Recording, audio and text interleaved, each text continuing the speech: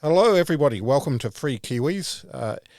We're very honoured today to welcome Professor Elizabeth Rata from the University of Auckland.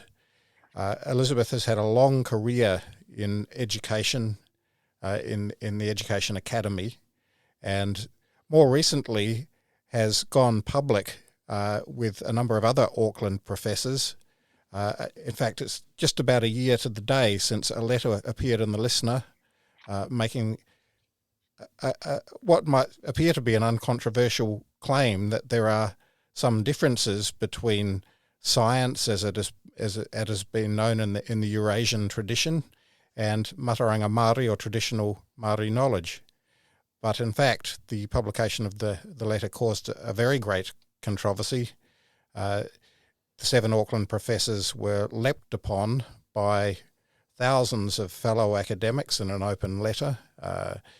The Vice-Chancellor of Auckland University called their comments harmful, and the Tertiary Education Union also got involved. And that's just the start of the story, really. Do you want to take it up from there, Elizabeth? Welcome to Free Kiwis. Oh, look, thanks for inviting me. Yeah,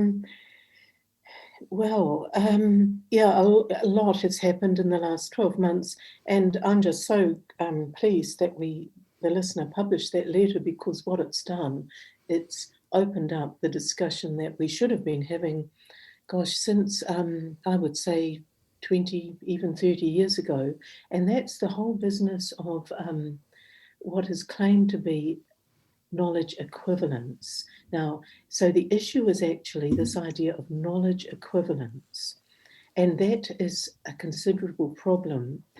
We see it as the foundation of NCEA, sort of an equivalence between practical knowledge and academic knowledge, and then that morphed quite quickly into the idea of equivalence between all sorts of different knowledge, and in the case of Mataranga Maori, the idea of traditional knowledge and academic knowledge, or knowledge derived from the disciplines to be taught at school. So can we just perhaps clarify this notion of knowledge equivalence for our listeners a little bit? So there are some different ways in which we could understand equivalence. Do we mean epistemic equivalence, which is to say that all knowledge claims are equally valid? Is that what we mean by it, or that all knowledge is of equal value? Could you just elaborate a little on what you mean by equivalence? By equivalence, I mean that all knowledge is seen to serve the same function. So I'll give you an example of what I mean. Disciplinary knowledge, say physics or whatever, serves to explain the world. That's its purpose. It's sort of explanatory. Yes. Where other types of knowledge, say practical knowledge, for example, enables us to function in the world. So it's not so much to do with saying one knowledge has greater value than another. It's just that they're quite different. And what I do in my own work is I distinguish between what I call socio-cultural knowledge, the sort of knowledge we get from experience and just living. It enables us to live in the world. So, of course, it's immensely valuable. You couldn't live without it. And disciplinary knowledge, which enables us to live beyond our experience, almost, I'd say, to be able to put the world into our heads and know about things that we have not experienced and can never experience. So 2 quite different types of knowledge. And I been giving this quite a lot of thought, obviously, over the last 12 months, but I can see that what's happened in New Zealand education is this inclusion of knowledge equivalence without any thought behind it. What knowledge are we talking about? What do we mean by equivalence? And that really has its roots in the bigger postmodern intellectual project of knowledge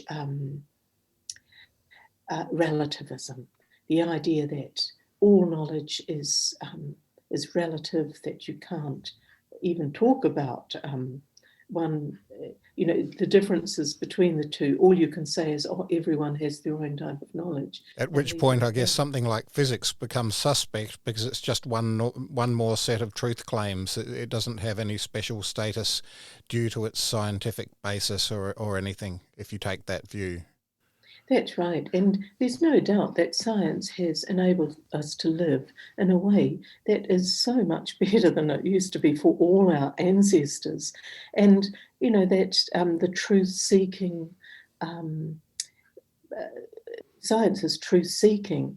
I mean, it never claims to have finally arrived at the truth, because if it did, then, of course, it just becomes belief. Yes. And stops being science. So some of the features of science are admirable. I mean, that whole truth-seeking process, the way science puts itself out there to be criticised all the time, and it must be always on trial, the way it cannot be protected, where compared to, beliefs, of course, are protected because they serve a different function for people. So science has a number of features which makes it, which gives it its own identity, its own value. And if we start saying that science is equivalent to, say, belief type forms of knowledge, Mataranga Maori, creationism, any form of religion, then we are rejecting all those qualities of science, and we stop being able to value them.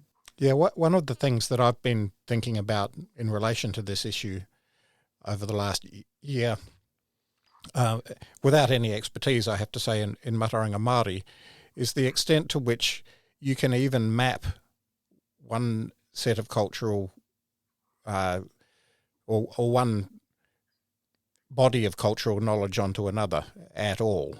So, I mean, you just said that Mataranga Maori is in the realm of belief, but also it does have some empirical elements as well, does it not?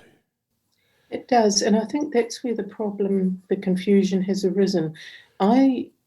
I see Mataranga Maori in any form of socio-cultural knowledge, which would include the knowledge of Indigenous people, the knowledge of, any social group, that sort of knowledge based on experience, on observation, on belief, as having two main components.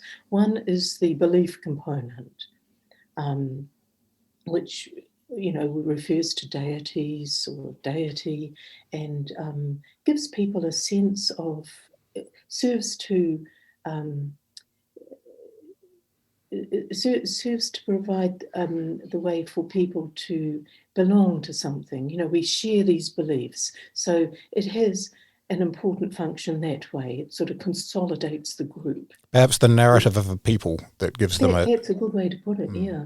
And the other one is the practical knowledge or proto-science. And all our ancestors had sophisticated forms of practical knowledge, especially those who lived in really difficult environments. Yes. Where they had to be able to find food, they had to be able to travel distances, that practical knowledge, navigation, knowing what plants had medicinal purposes and so on. I mean, all our ancestors had that practical knowledge, and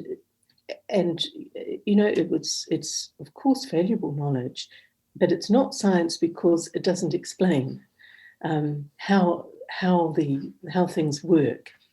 It certainly says what you can do with the knowledge. You can travel vast distances, you can use the stars, you can use particular plants for medicinal properties, but it doesn't go to that next stage, which is what science does, which is to explain how it all works. Yes, it occurs to me that one of the hallmarks of what I call science is actually a very counterintuitive thing, and I think it was given full articulation by Karl Popper although I think scientists had been operating according to this principle for some time before that, which is the principle of falsifiability, the idea that what we do in science is put a theory up and then attempt to knock it down with empirical evidence, rather than attempting to prove it with empirical evidence. And that to me is quite an amazing principle, in as much as it counteracts a whole lot of human biases to confirm what we already think, rather than to attempt to disprove what we think.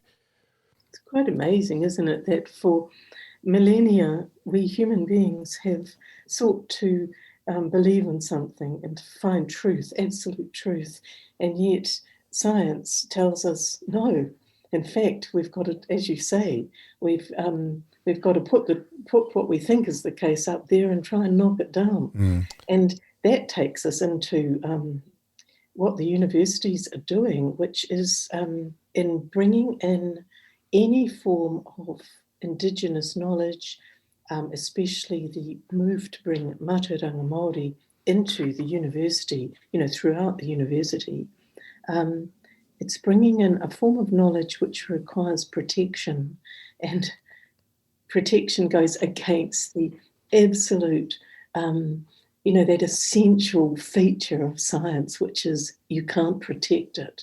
And in fact, probably any claim within the university should be subject to questioning and probing, and, not necessarily empirical testing in the way of science, but in the humanities. James does classical studies work, and their ideas have to be contested and disputed, and it seems to me a fundamental principle of the academy that anything is on the table for discussion and debate and testing.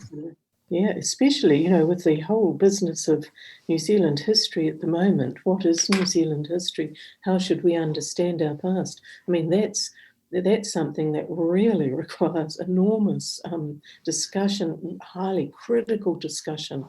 And if you start to say that some knowledge is protected, then you're not going to have that critique.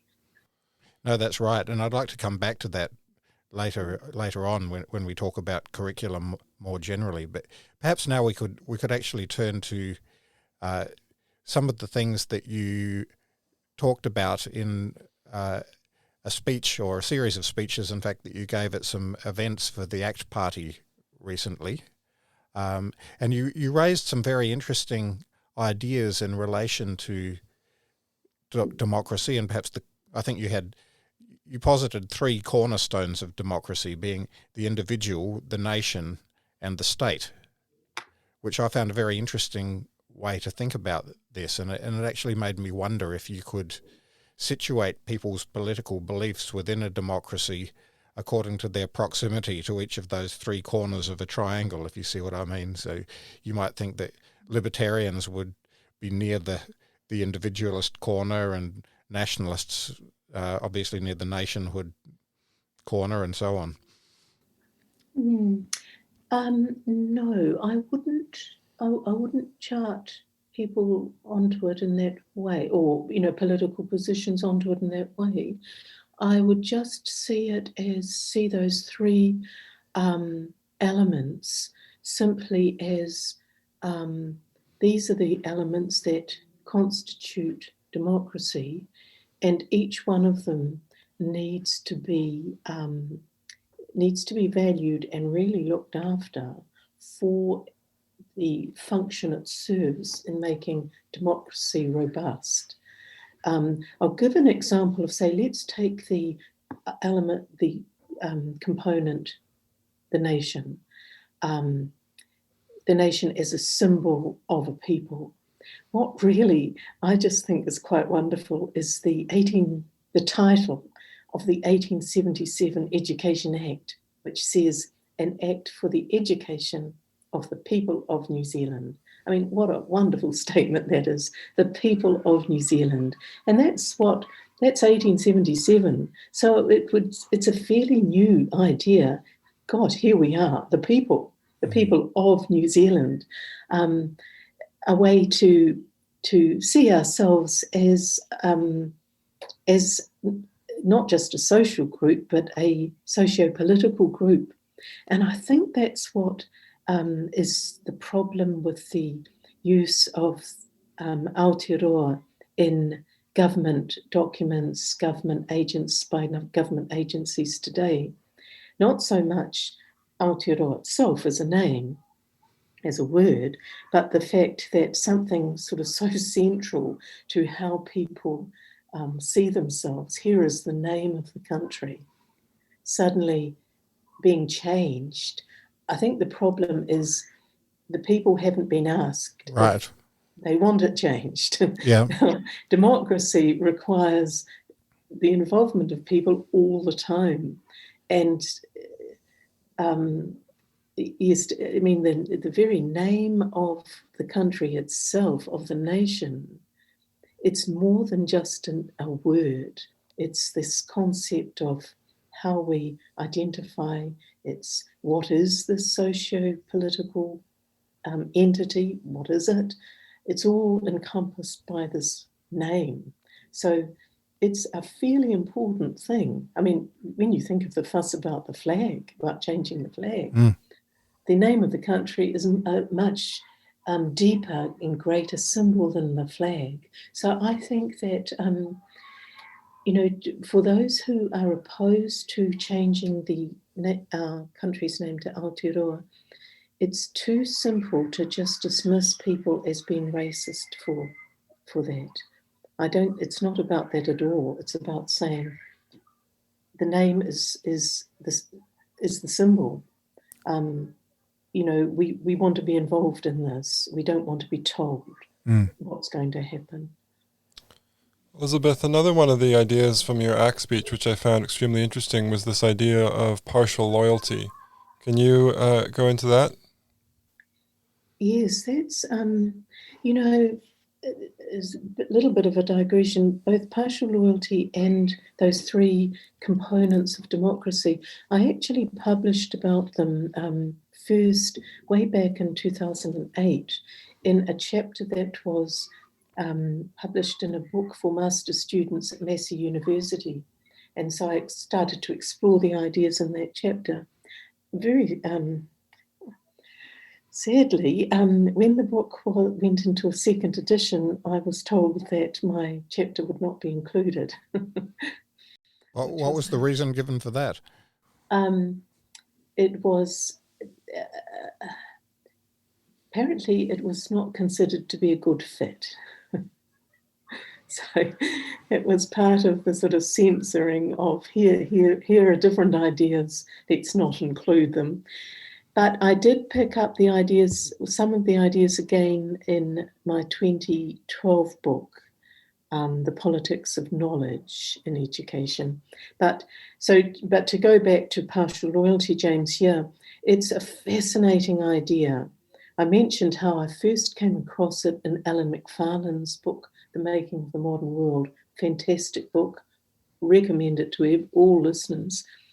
But it's a way of people being able to cope with what it is to be a modern person.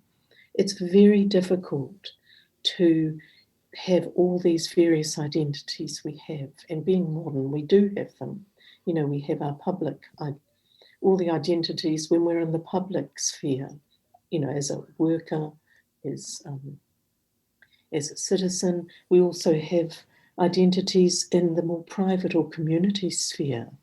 There is now a greater choice of identity. We can have identity in all sorts of, say, different sports, different leisure activities. We can claim different sexualities. I mean, the range of identities we have is enormous. And we can feel ourselves pulled in too many ways. But partial loyalty enables us to say, there are those identities which are deeply personal, which involve a lot of emotion, and I can have those.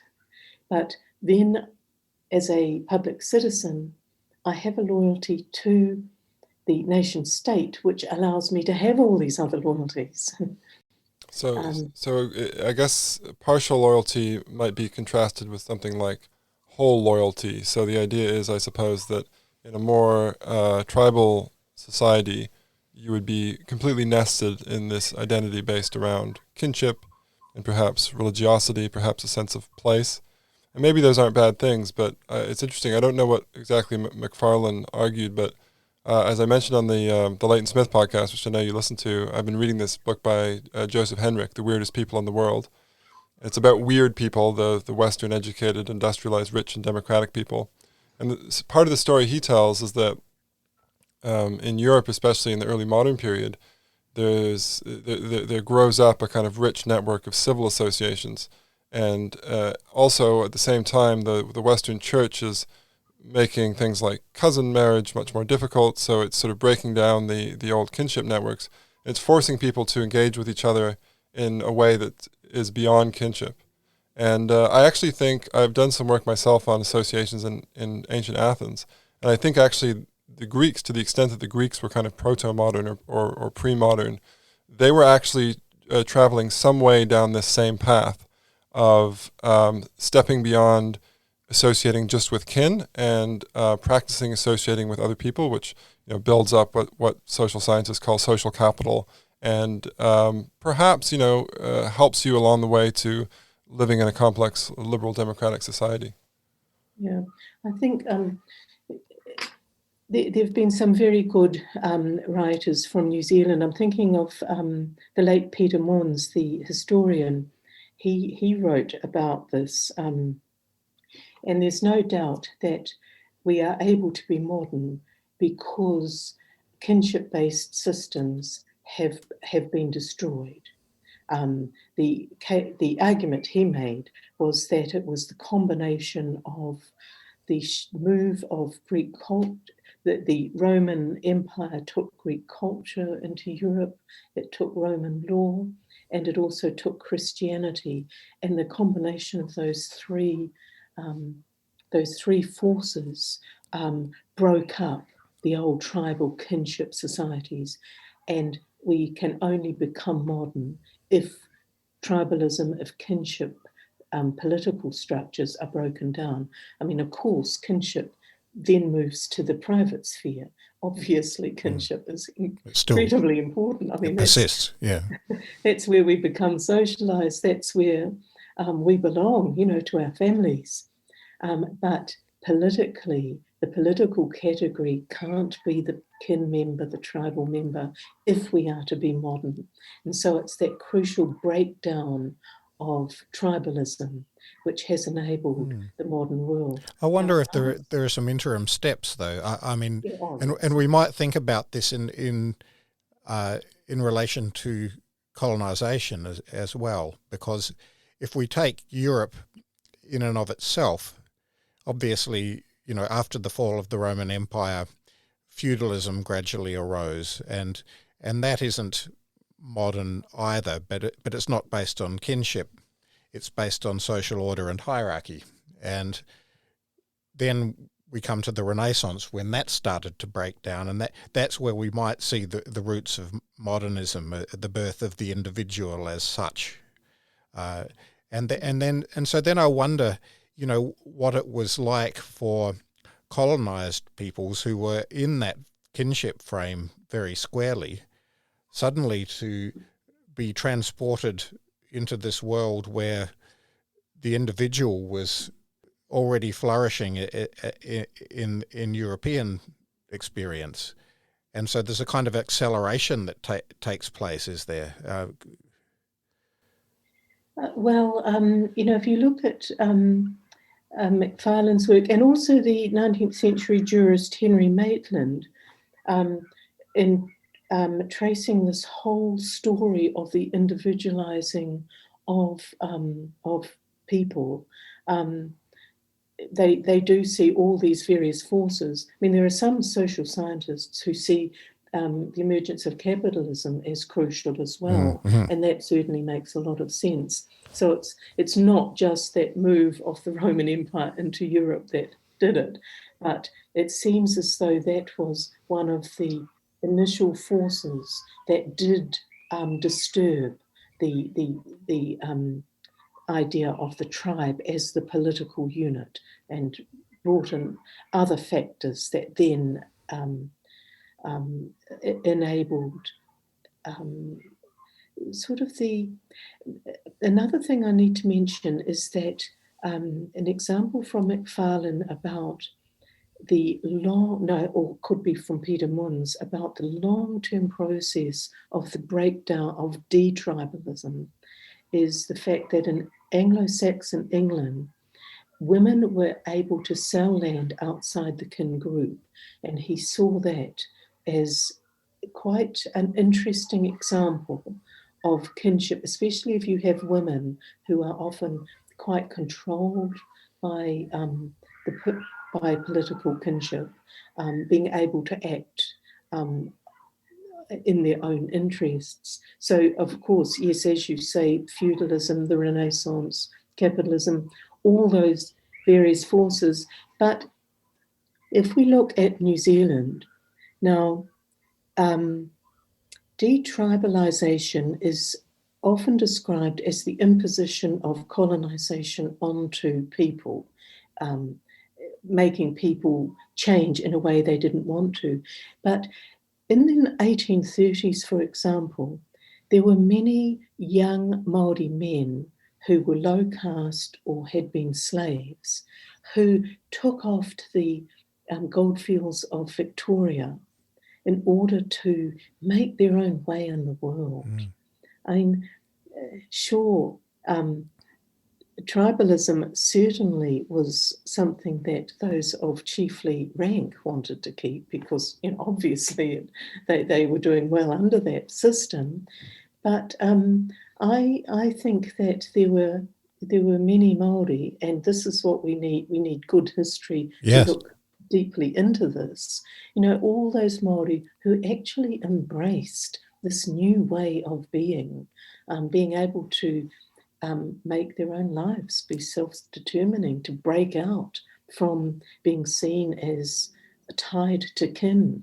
And you even have people, Māori, who are in Australia and other places today who say, and this is only anecdotal, so we do need, a good study of this, who say, I left because now I can do things my own way. I don't have to fit into the family. Elizabeth, on this note of hierarchy within the tribes and the history of tribes in New Zealand, maybe we can skip forward a little bit because I've been reading some of the papers you've written over the past few decades, which you kindly shared with me, and you've really built up a whole way of looking at this, especially the changes that you see occurring in the 1970s and 80s. So I just wanted to sort of dig into that and maybe pick up some of the terms you've used and ask you to sort of expound them and explain them a bit more.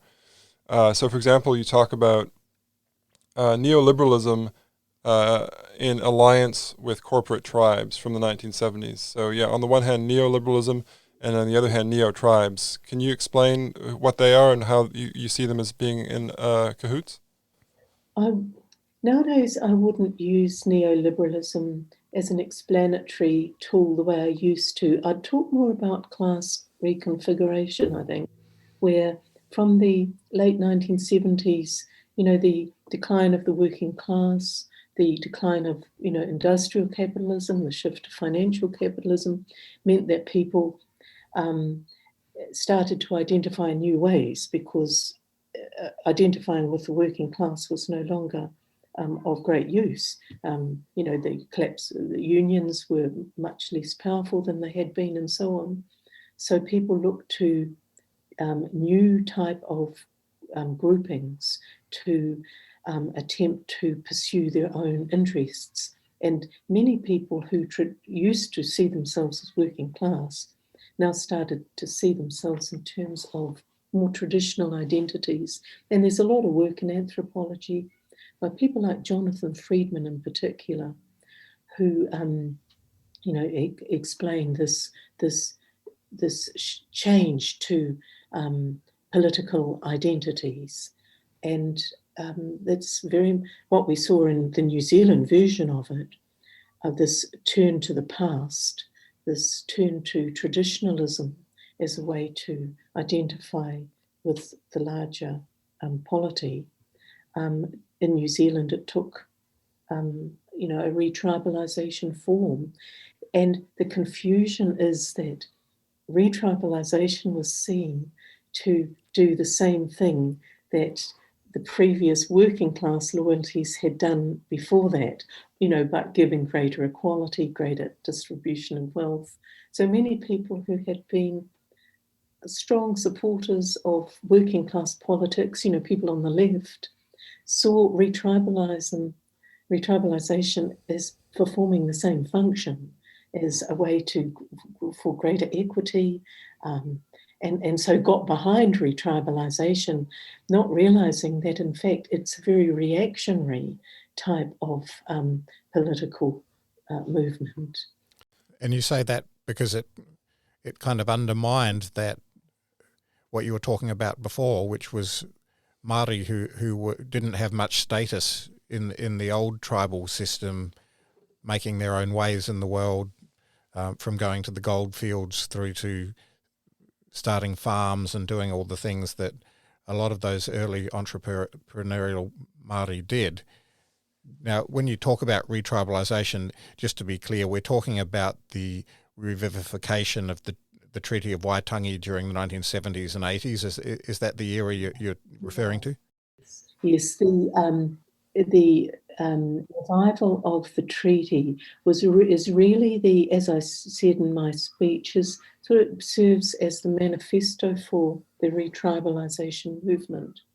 And I think retribalisation should be seen more correctly as a reactionary movement back to the past, to the type of social status of kinship type societies where, your birth status is what determines what happens to you in life, which is, the opposite of democracy, which is that, it's the individual person who must determine his or her own trajectory in life. Yeah. Well, in some ways, you see this as a return to the past, that these tribes are kind of, they're a sort of old way of doing things that's been revived. But on the other hand, you also talk about the tribal elites as a new capitalist class. So in your account, these tribes are kind of reconstituted. So I wanted to get at exactly what you mean by that, because we have some international listeners as well who may not even know about, iwi and tribes. So is it in your account, is it the case that the iwi were sort of completely broken down and reconstituted? Were there sort of new iwi that were created? Was there a shift from emphasis on hapu to a shift on emphasis on iwi? How did that all work? Well, that's a really good question, James, and I do want to talk about it. I would describe the so-called revived tribes as corporate tribes, as similar to any other corporation. But what they're able to do is, because there are personal links to ancestry, then the traditionalism is used as the justifying ideology to claim connections to the past. But I would say, in fact, there is a complete break between the so-called revived tribe and the traditional tribe. The traditional tribe had an economic system which was redistributive, and that economic system was controlled the political system, which was a birth status hierarchy. Now, I would argue that colonization destroyed the old tribal socio-political system. It didn't destroy the tribe as a social group. People still saw themselves as coming from this area, belonging to this group. But in terms of the tribe being a socio-political entity, whether it's called an iwi or a hapu, I don't think that matters.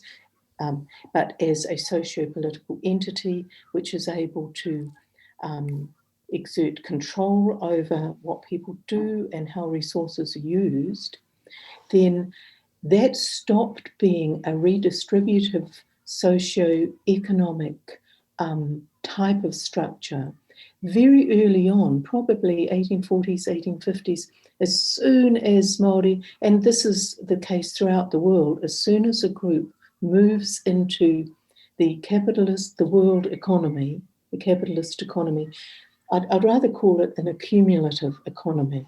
So I distinguish between redistributive economies and accumulative economies. And accumulative economies are those which enable wealth to make more of itself, the use of capital, Yes. the development of capital.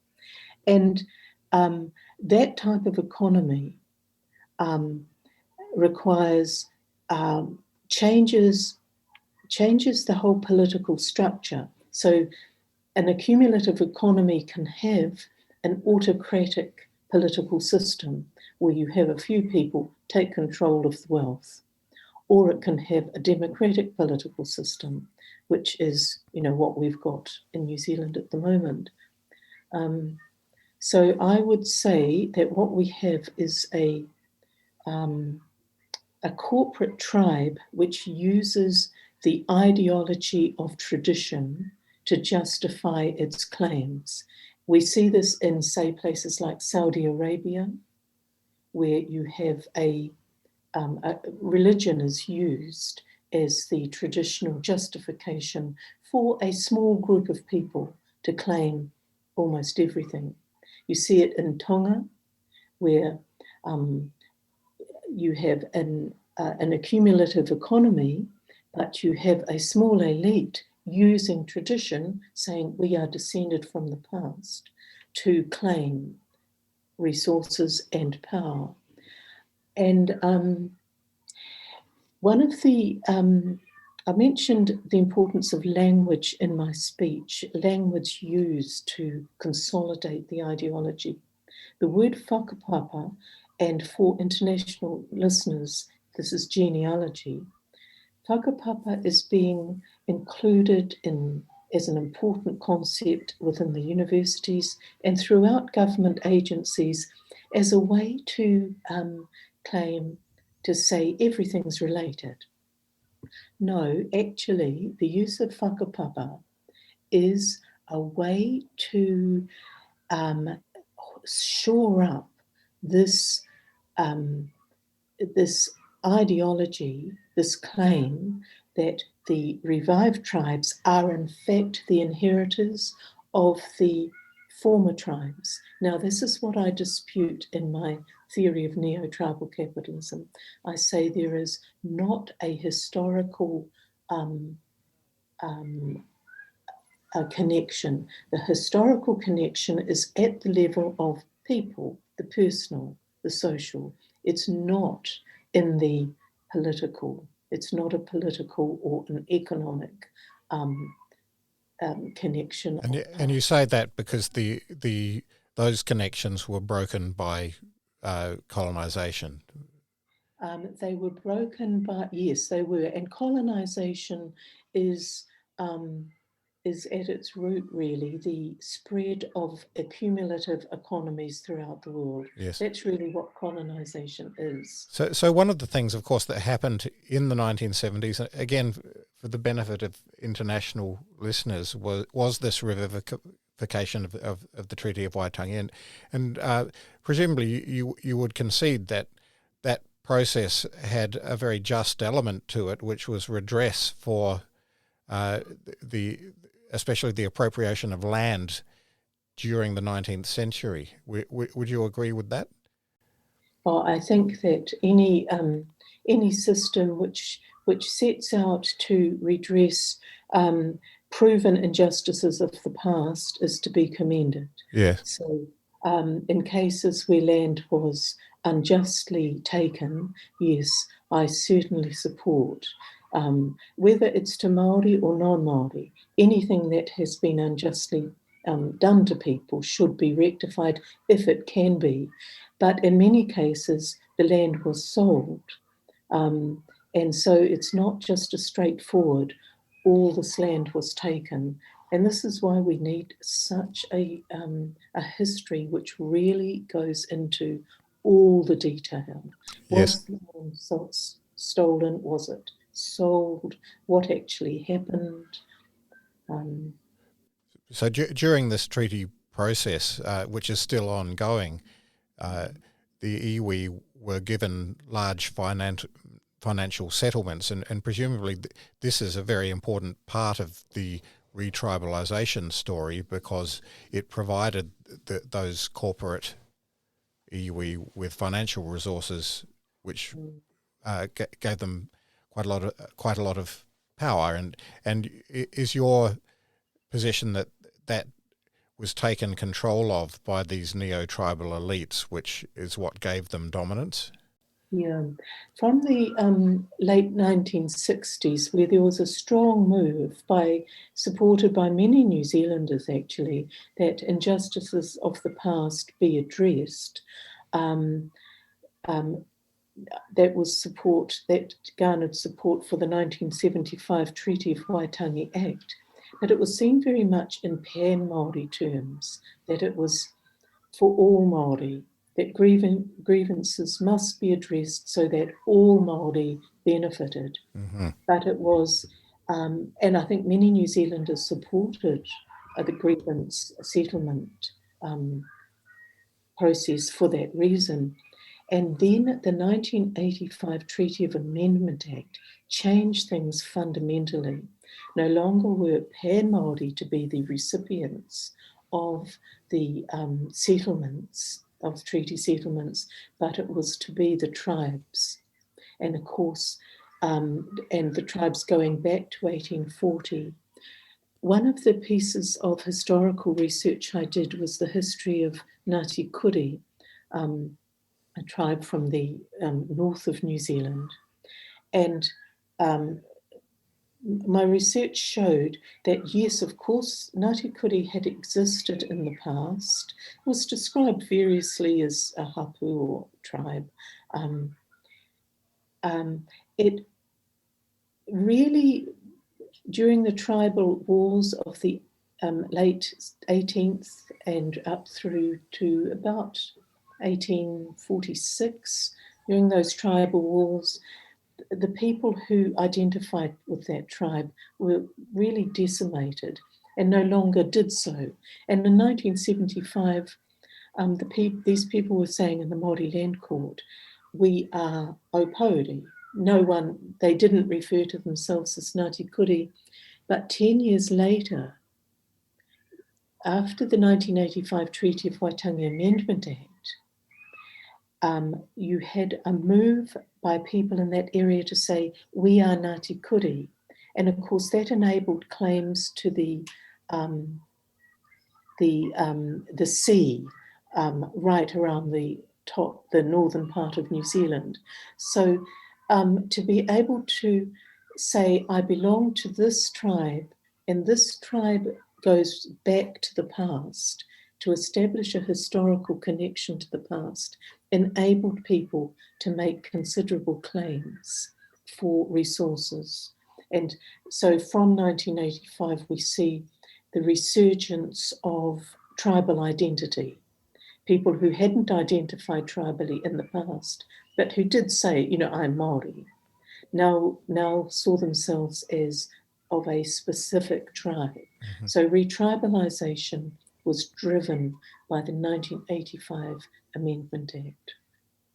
Right, it's a very interesting example of something that I've read about a tiny bit in the social science literature, of how, we take ethnic categories often, or, sometimes to be kind of natural in the sense that you're Hispanic or you're Black or Korean or whatever. But I remember reading a study of Los Angeles where, depending on the various incentives often offered through the state, people would identify differently, right? So here you have an incentive from the government, which is the settlement process, and then you might predict that people would, feel would feel the force of these incentives to sort of identify into certain groups that could then engage in what you call brokerage with the government.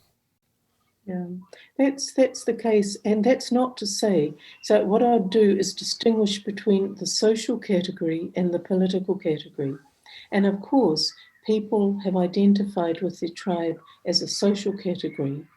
In some cases, going right back mean, there are parts of New Zealand where, people have strong identities as a tribal person, linking right back centuries. And that's of huge value and importance to them. I don't deny that at all. That is a social category.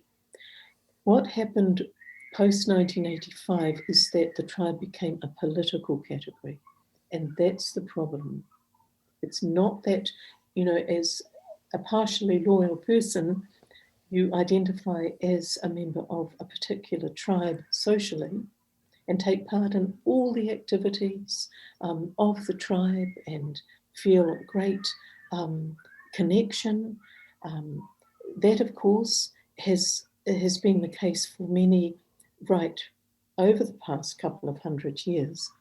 But what has happened is that now we have the tribalized person as a political category. And that's the problem. And would you say that's become a particular problem in the last few years, as that new tribal political identity, especially through its elites, starts to potentially undermine more universalist democratic institutions? Is that where we're at now? Yes, it is. What seems to have happened is that people now accept the idea that of some essential tribal person, and it's a racialized ideology.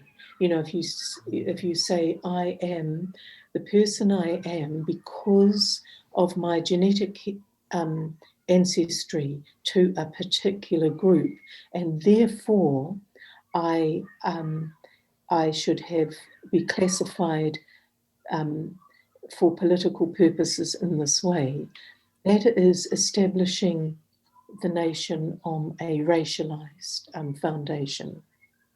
Can I ask about some other terms that you use here? Because you also talk in your papers about inclusive biculturalism. So there's an inclusive bicultural stage of this, and then there's what you call an exclusive bicultural stage. Can you explain what you mean by those? Yes, those terms go back a little way. I suppose nowadays I would talk about inclusive biculturalism as belonging to the civil sphere. That and there are many New Zealanders who are deeply interested in Māori culture, Māori language, whether they're Māori or not, and I would see that as a really it's generating a very dynamic civil sphere, and it's great that all that's happening. Probably what I meant by exclusive biculturalism when I wrote about it 15 or so years ago was this idea of the political category, that you can only be in this political category if you can be classified as a result of your genetic ancestry. So they're completely different types of biculturalism. One I support fully and think it's quite compatible with democracy. The other I say is incompatible. Can I just make a comment about the term universalism? The idea of the universal human being is absolutely central to democracy. Mm-hmm. And that has been rejected by a number of re-tribalized Māori academics. And some members of parliament, we might add. Yes, absolutely. Where there is a rejection of the idea that we are all human before we are members of any particular social group, and a rejection of the idea that the universal human is the political category. Can I just ask once more about biculturalism? Because one aspect of this we haven't gone into so far, but which strikes me as interesting and very salient, or perhaps not as salient as it should be at the moment, but something we might talk about more, is the emphasis placed on biculturalism can be problematic. I mean, I say this as someone who grew up mainly in Canada, and in Canada as well, especially with the first Trudeau, Pierre Elliott Trudeau, there was this idea that Canada is a bicultural nation, and biculturalism in that context meant, Francophone and Anglophone. So they put all these structures in place that, you have the right to have services in both French and English from the federal government. And then, of course, Canada, like any other country, changes in a very natural way, and you have a lot of immigration from different parts of the world, from India, from the Punjab, from, Cantonese-speaking areas of China, and you get this result that, in many places in Canada, especially Vancouver, there are more people who speak Cantonese and Punjabi than there are people who speak French. So you have all these structures in place to serve Francophones and Anglophones, and actually the picture of the Canadian demography becomes much more complex. And it strikes me that this is one of the dynamics that's happening in New Zealand too, that we see ourselves as based on these two foundational cultures of Polynesians and Europeans, or Brits and Maori, or Pākehā and Maori, however we want to refer to them. And that's historically true that these are the two foundational cultures, but there's also more going on. Especially Auckland nowadays is a very diverse place. There's a lot of immigration from similar parts of the world than the immigration comes from to Vancouver, right? So how are these things going to be managed with this ideology you're talking about to do with tribalism? Gosh, yeah, quite a lot happening there, James. I would say that in the civil sphere, there should be encouragement, celebration of all the different cultural groups that now make up New Zealand. In the political sphere, the issue of Māori language and English language, I'm not quite sure yet, but what I think I would like to have put to the people, and all of this has to go to the people. It's the people who must decide about anything happening in the political sphere, would be, one possibility is to have we have got both Māori and English as official languages. What should that mean for the political sphere? At the moment, there's an attempt to bring a lot of Māori words into New Zealand English. I think that is a mistake. If as a country we want to revive the Māori language, then I think it needs to be seen as a discrete language that needs to be used, not with the words thrown into New Zealand English, but both languages should be treated as separate languages that require vocabulary and grammar, so that if you want to use Māori in the political sphere, in Parliament, in the courts, whatever, then you speak it in complete sentences, grammatically correct, and so on. It's a language valued for what it is.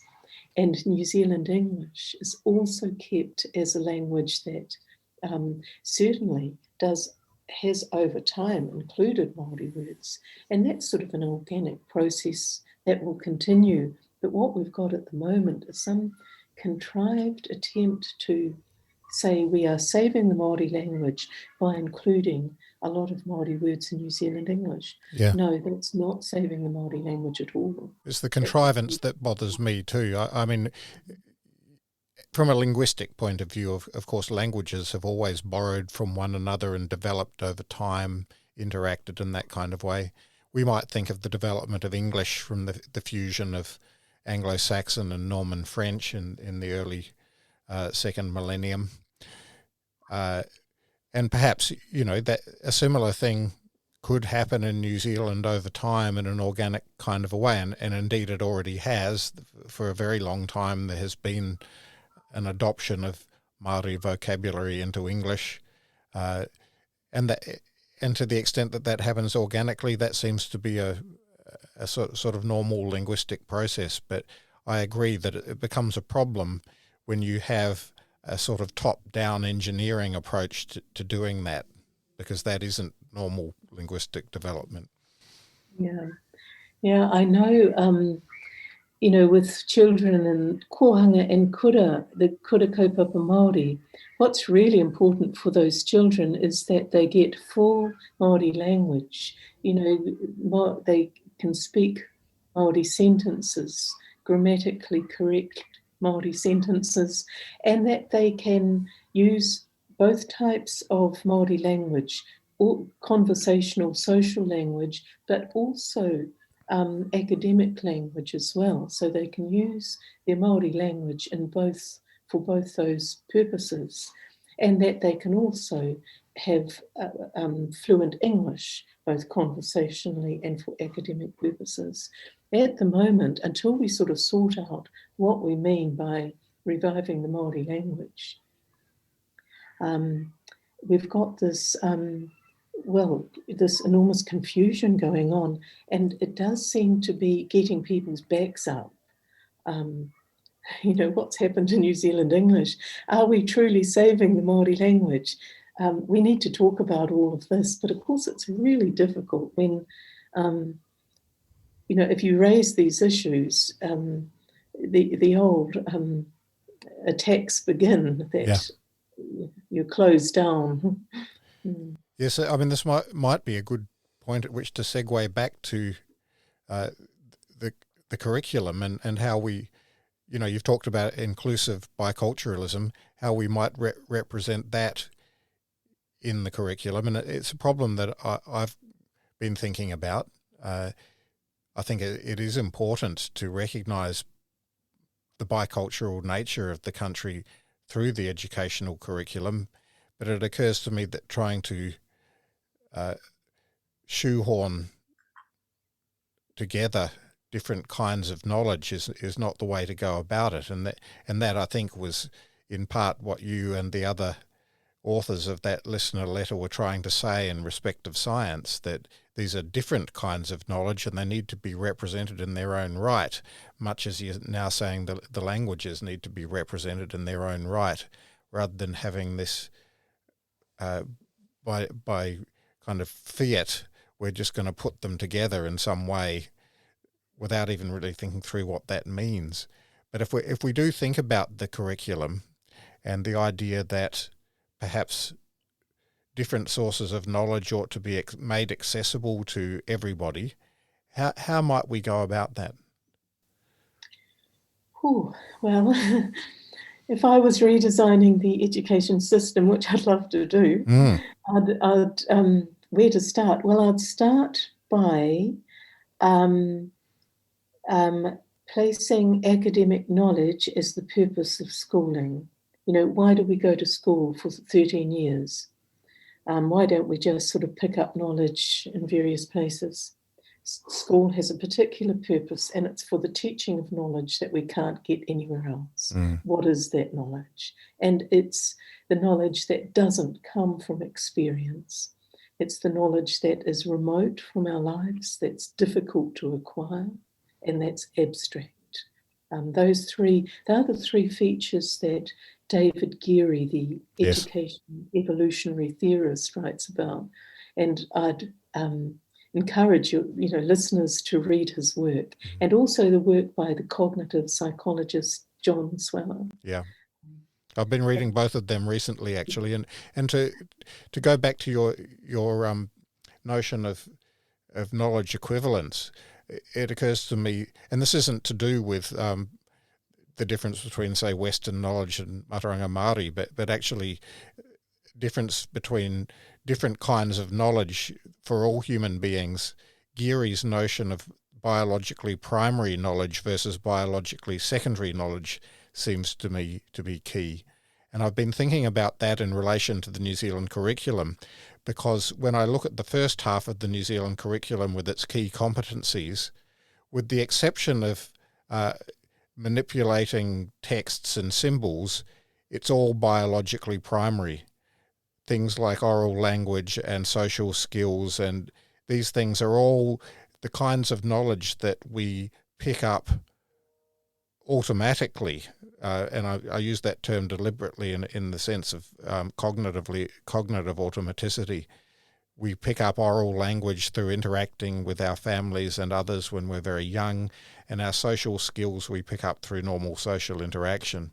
And certainly schools as human communities have a role in developing that in a healthy way, but it seems to me very strange to put it at the beginning of a curriculum, whereas the academic and disciplinary knowledge that you and I both think is a very important, if not the primary purpose of schooling, is kind of tucked away at the back and given a once-over lightly.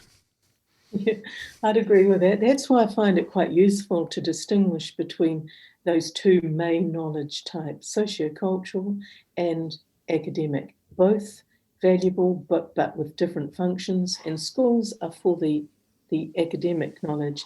And just because it is so difficult, that is not a reason to give up on it.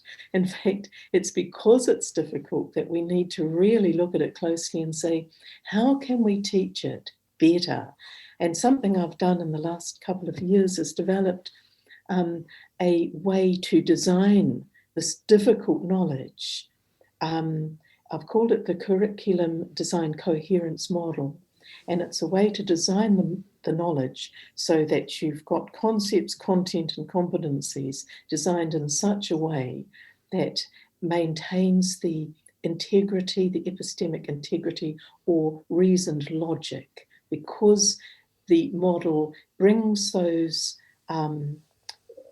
elements together, concepts, content, and competencies through reasoned connections. You maintain the logic of the disciplinary knowledge. Just to be clear, are you using the term competency there in the same sense as the key competencies at the front end of the curriculum, or is it something else? No, I use the term competencies as know-how to. Right. So what we might in psychology call procedural knowledge. Yes. Yeah. To be able, no practical knowledge. So the know-how to is the knowledge that the practical knowledge you have to be able to apply your knowledge of concepts and content. Oh, I see. It's an integrated model, and it's for teachers. And what I've found in the work I've done with teachers is that they find it really difficult but enormously fulfilling, because it takes them deep into their subject. They have to say, God, what do I know about my subject? How do I understand how it should be put together in order to teach it? So what's required are teachers who are expert in their subject knowledge. And that's a problem for us as a country, because we have many teachers who are no longer experts in subject knowledge. I agree, that's true, regrettably. Where would you place the sort of epistemic part of disciplines within those three, the conceptual, the content, and the competency? Because an important element of any discipline is its knowledge construction processes. Yeah, I'd say the epistemic is the knowledge that is the connection of concepts and content. So concepts are the generalizing tool, where content is how it is materialized. So it's not possible to teach generalizing concepts without connected to materialized content. I agree. I might be inclined to add epistemic knowledge as its own category, though. I mean, I agree that epistemic knowledge itself has concepts and content or propositions associated with it, but I might distinguish it, especially if I'm thinking about science, from, say, scientific theories, which also have concepts and content associated with them. But it seems to me worth distinguishing the theories from the methods that we use to test them. Well, I use the term epistemic knowledge to mean concepts and content. I call that's what epistemic or propositional knowledge is. And the beginning of the model starts with a proposition. What is the claim being made for this particular topic or unit or program? So it always starts with a proposition, and the proposition contains the conceptual knowledge, which then need to be connected to their materialized form. And the know-how to, or the application, comes much further down the track and isn't part of that epistemic knowledge. So that's something I've been doing on as an attempt to deal with the issue that academic knowledge is difficult. So I think rather than avoid it, which seems to be the approach New Zealand education is taking, is rather let's embrace the fact that it is difficult knowledge, but find ways to design it, to teach it. And of course, there are teachers who are brilliant at teaching difficult knowledge. I mean, it can be done. And instead of protecting children from work which is difficult, let's put them into it. Well, that's what will give them power in the world. Yeah, of course, yes. Yeah. So to come back again to the question of Mataranga Maori in this scenario, how do we represent that, or how might that be represented in a curriculum that pays it full respect without conflating it with what it isn't? Right, I would put it in, I mean, Mataranga Maori can certainly go into the history, into any sort of humanities type subjects where children study about it. Certainly into literature, into mythology. So I'm just thinking of James's work on ancient Greece and Rome. Mythology is crucial to our understanding of our humanity. Mm-hmm. So the Māori mythology would be an important part of New Zealand literature, of the literature that children study, as well as Greek mythology and so on. When it comes to science, now this is the interesting one. I'm concerned that science is now becoming more the history of science, the sociology of science, rather than science itself. Now, if Mataranga Maori, which contains a great deal of proto-science, practical science, navigation, for example, if that is brought into science, would that turn science more into sort of the history of science? Where should practical science be placed? That's a discussion I think we really need to have. Where does it belong in the curriculum? Yes, well, I mean, you've talked about academic and disciplinary knowledge, and we might distinguish that from perhaps more everyday knowledge, or the knowledge by which we do things practically in the world. So there are many skills and processes and things that we understand about the world that have been discovered not so much through a formal scientific process, but through a process of cultural experimentation and conversation over time. And as I think you have said yourself, these are very valuable things to know. They're no less valuable than the things that we might discover through science, but they're not the same thing. And if we talk about Geary's way of understanding, actually both of these are biologically secondary. They need to be taught. They're not things that we acquire through cultural osmosis in the way that we do oral language and socialization. But it's a second distinction between the academic and perhaps what we might call folk knowledge. At this stage, I'd probably put things like the navigation of the Pacific, the discovery of the Pacific and how it was done, navigational, practical knowledge. I'd probably put that into history of science. And as I say, it's so important that the history of science, because it's so interesting, doesn't take over the study of science, which is really difficult. Children need to know what science actually is, chemistry, physics, that really difficult knowledge. So I would probably keep Mataranga Maori practical knowledge for say, a history type curriculum. But we do need to know about it. And of course, New Zealand children should, it's essential we study, how these processes that we used. I've got one more question for you, but before I ask it, is there anything else you wanted to cover, James? Or No. okay, well we're coming up. We've done a bit more than an hour, but there is one sort of big question that I'd like to ask as a final thing. If you were to be advising a Minister of Education, we might think that our education system has a few problems at the moment. We've got a curriculum that isn't terribly coherent.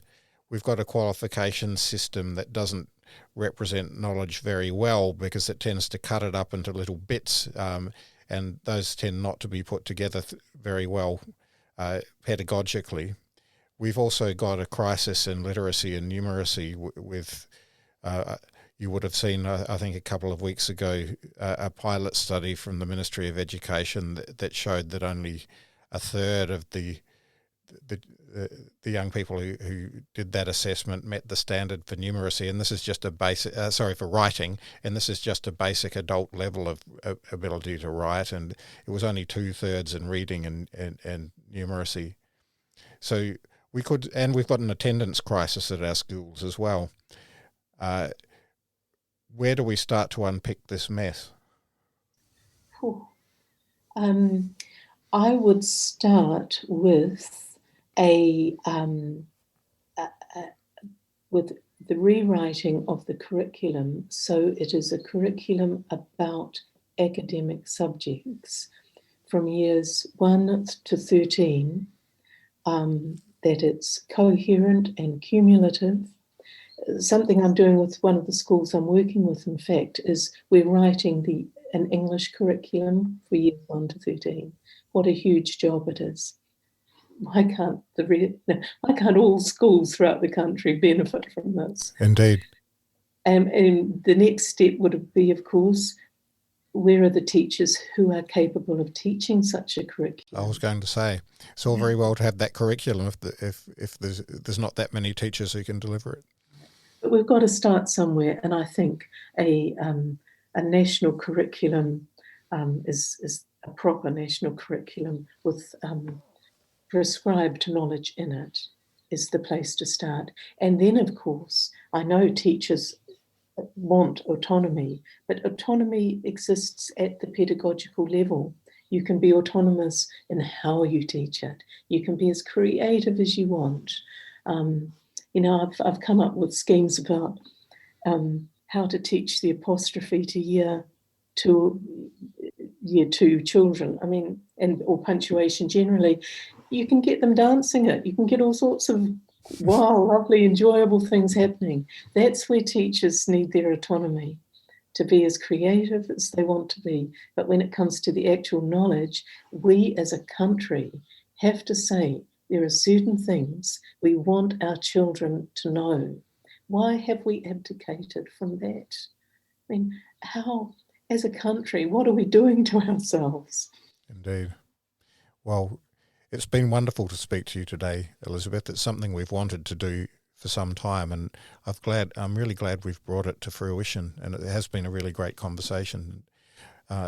We will, of course, go on speaking to one another about these issues because they're so important, as you say, to the future of our country. So thank you very much for your time today. Thanks very much, Elizabeth.